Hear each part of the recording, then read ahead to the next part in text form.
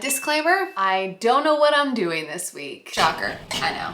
This is the last episode before the NHL's Trade Deadline Day. Overhyped or underhyped? Don't tell me you're above Trade Deadline Day. You ain't. That's just the thing people like to say to sound cool. Trendy. And that's not the only group I'm coming after. I'm not a part of NHL Network's trade deadline coverage. Stupid, I know. I could care less. You care. Speculate away. And yes, and no. Deadline day doesn't matter. We all love it. Jackie, nothing ever happens on deadline day. Actually wrong. Laptop to my left, pizza to my right, and maybe a glass of champagne. Those deals never really make a significant impact. Wrong again. What did John Cooper call them? The Nats? Oh, trendy, cool. I could care less. You care. I would tell you. Oh my God, I'm not even recording. Oh yes, I am.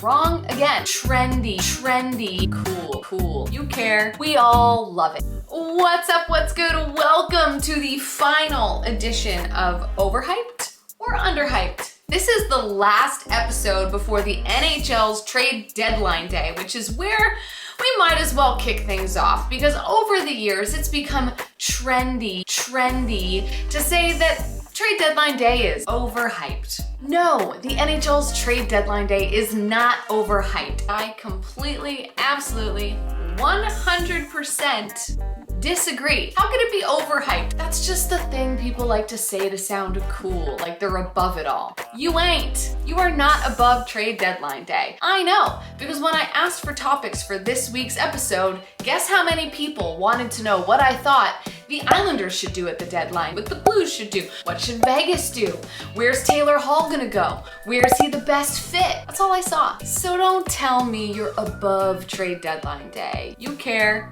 You care. We all love it, even if we don't want to admit it, because what do? Year after year after year, we speculate, we make fake deals, we talk about what a player will garner at the deadline. If it was so overhyped and overrated, why would we waste our breath? Why would we even care to talk about what the Toronto Maple Leafs should do? Whether or not the Buffalo Sabres should trade Linus Ullmark? We just wouldn't, because it wouldn't matter. But we do, because there is something about the deadline day that just pulls you in. It sucks you in to believing just maybe there will be a flurry of activity on the actual deadline day. Doesn't always happen, but we always tune in. We're always sitting there on Twitter waiting to be psyched out by some fake insider account. And I know there's gonna be people responding to this video like, yeah, but Jackie, nothing ever happens on deadline day.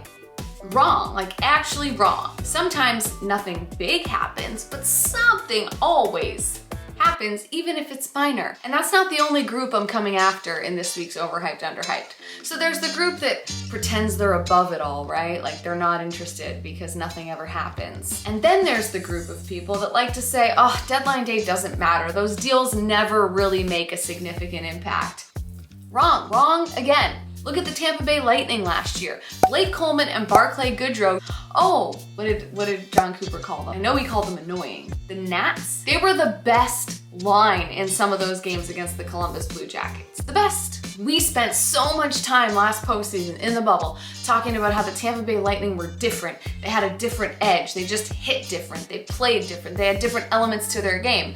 And a big part of that was the additions of Blake Coleman and Barclay Goodrow at the deadline. It can't be denied. So get out of here with that garbage take that, ooh, deadline deals don't make an impact. The big ones don't always make an impact, but sometimes the smaller ones are the bigger ones.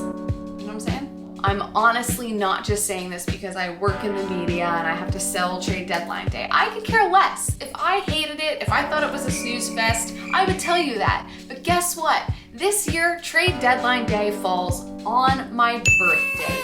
And I'm not a part of NHL Network's trade deadline coverage. Stupid, I know. But I'm not. I'll be on the night shift that day covering the huge, massively important game between the Detroit Red Wings and the Columbus Blue Jackets. So see you there. Okay, I digress.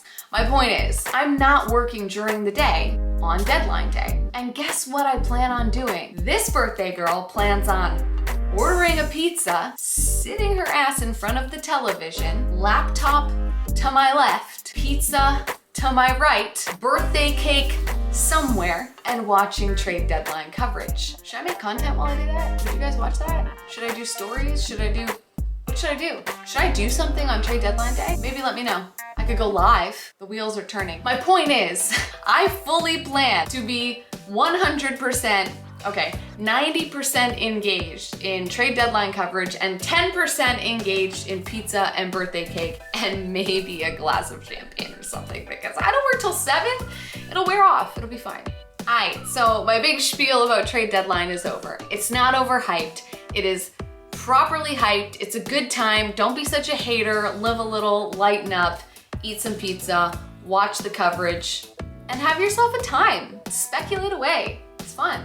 And watching all the analysts and insiders have to fill like 8 hours of live TV, that in and of itself is worth it to me. We all love it. All right, that's all I got. I will see you guys on trade deadline day. If you have ideas or suggestions about what you would like me to do while I am sitting at home watching deadline day coverage, please hit me up in the comments. Let me know. Should I go live? Should I do polls? Should I do stories? Just hit me up. If you have ideas, hit me up. Otherwise, thank you for watching. I appreciate you guys so much. For now, I am literally walking out of this room and getting chips and salsa. So, see you Monday. Peace. Still want to go get those chips. Does that ever happen to anybody? You eat dinner and then when you're finished, you're more hungry after dinner than you were before dinner. I don't know if it's because I drink too much caffeine or what.